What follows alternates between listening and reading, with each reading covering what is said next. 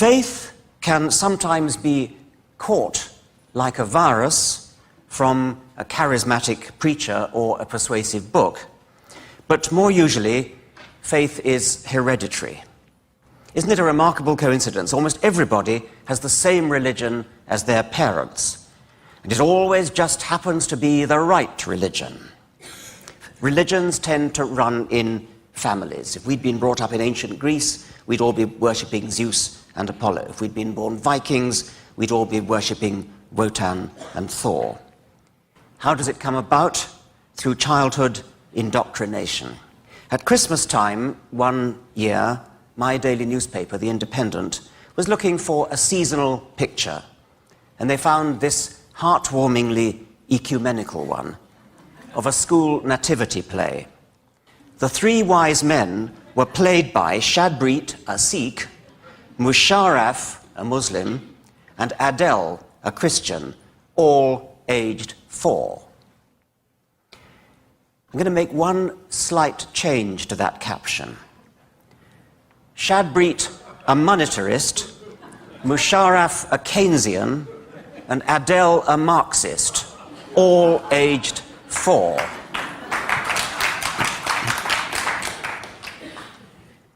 If that headline had appeared, mightn't the parents have been investigated to see whether they were fit to bring up children? The feminists taught me about consciousness raising, and I want to raise our consciousness about the labeling of tiny children with the religion of their parents. If we're talking about 4-year-old children, there's no such thing as a Catholic child. There's only a child of Catholic parents. There's no such thing as a Protestant child. There's no such thing as a Muslim child. Only a child of Muslim parents. Let's change that picture one more time. Shadbreet, an atheist, Musharraf, an agnostic, and Adele, a secular humanist, all aged 4. I suggest that that parents of such children might have been investigated for child abuse. You've all seen maps like this, which map out in color the predominant religions of the world. In a green area, you're a Sunni Muslim. In a red area, you're a Protestant, etc. What a preposterous thing that map is when you think about it. Imagine that a similar map were constructed of the scientists of the world portraying what they feel about the extinction of the dinosaurs.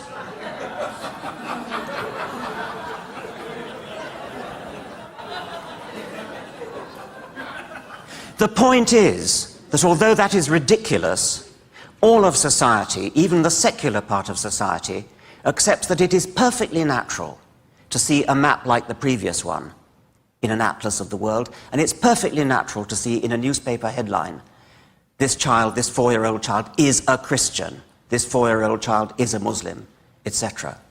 It's not just that religious people accept that. All of us in society have been persuaded, cajoled into treating religion as uniquely allowed to get away with such outrageous labeling. What finally baffles me is the way our society, all of our society, has limply bought into the idea that faith should somehow be treated with exaggerated respect. As I said before, even secular individuals have come to accept the idea that faith should somehow be immune to criticism, simply because it is faith.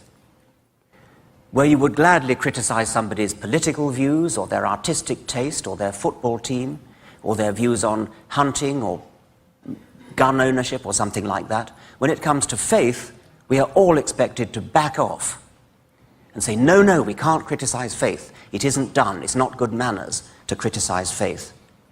Well, I think it's about time we started criticizing faith.